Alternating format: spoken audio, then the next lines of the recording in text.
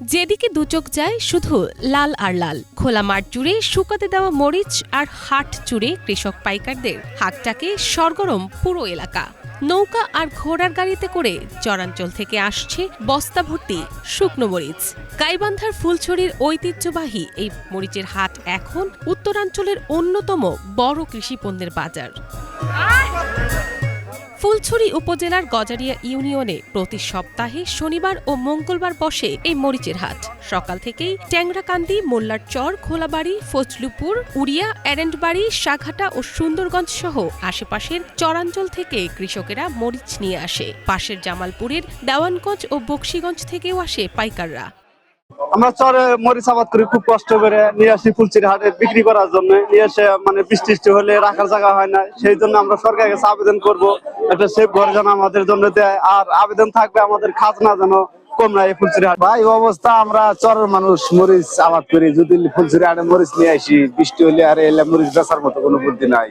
কান্দি দিয়ে থেকে লাগে, দৌড়াদৌড়ি করার জায়গা পাওয়া যায় না, এই সমস্যা আঙ্গের। 12,000 13,000, পুরানটা বিক্রি হইতেছে 10,000 9,500 এরকম দরে বিক্রি হয়। মানুষ মরিচের চারা লাগাই, আশা করি যে দাম যেন বেশি পাই, এটার জন্য আর কি আশা করি আমরা। হাটে মরিচ ওঠার সঙ্গে সঙ্গে শুরু হয় জমজমাট কেনাবেচা। প্রতিটি হাটে প্রায় 3,000 মণ শুকনো মরিচ বিক্রি হয়, যার বাজার মূল্য প্রায় 3 কোটি টাকা। দেশের বিভিন্ন জেলা থেকে আসা কোম্পানির প্রতিনিধি ও পাইকাররা এখান থেকেই মরিচ সংগ্রহ করেন। মরিচ আবাদ খুব কম, বুঝছেন। পাবলিক কাছে কিনতে গেলে 14,000 15,000 16,000 দাম চাইছে। আজকে তাও নিয়ে আসছিলাম, আমরা নিয়ে এসে 13,000 কিনেছিলাম। আমরা ফুলছড়ি হাটে ক্রয় করি এবং কামদিয়া, গোবিন্দগঞ্জ, জয়পুর হাটে বিক্রি করি। মরিচের বাজারের অবস্থা তো এরকম। নতুনের বাজার হচ্ছে 13,000 14,000, আর পুরাতনের বাজার হচ্ছে 10,000 10,500 9,000।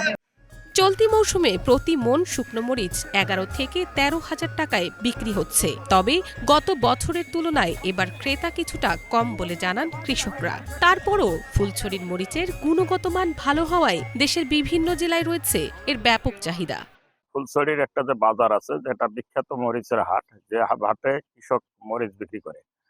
এই মরিচ কৃষক শুকিয়ে নিয়ে আসে এবং এখানে তারা বিক্রি করে। ফুলছড়ির বাজারে অনেক সময় বৃষ্টির কারণে কৃষকের কিছুটা দুর্ভোগ হয়। সাময়িক সংরক্ষণের কিছু জায়গা থাকলেও সেটা পর্যাপ্ত না। কৃষি বিভাগ থেকে আমরা আসলে এই ধরনের সংরক্ষণের কোনো সহায়তা আমরা দেইনি। তবে আমরা আপিল করছি যাতে ফুলছড়ি বাজারে একটা স্থায়ী অবকাঠামো হয়, যে অবকাঠামোর মাধ্যমে কৃষক যাতে তাদের চর দূর দূরান্ত থেকে যে মরিচ নিয়েছে সেই মরিচটা যাতে তারা ওখানে রেখে তারা নিশ্চিন্তে বাজারজাত করতে পারে এবং ভালো একটা মূল্য পায়। ফুলছড়ির চরাঞ্চলের লাল মরিচ শুধু ঝালের যোগান দেয় না, এটি বদলে দিচ্ছে হাজারো কৃষকের জীবনের স্বাদ। সঠিক দাম আর সুযোগ সুবিধা পেলে এই হাটই হতে পারে উত্তরবঙ্গের কৃষি অর্থনীতির নতুন সম্ভাবনার নাম। Bangla vision news desk.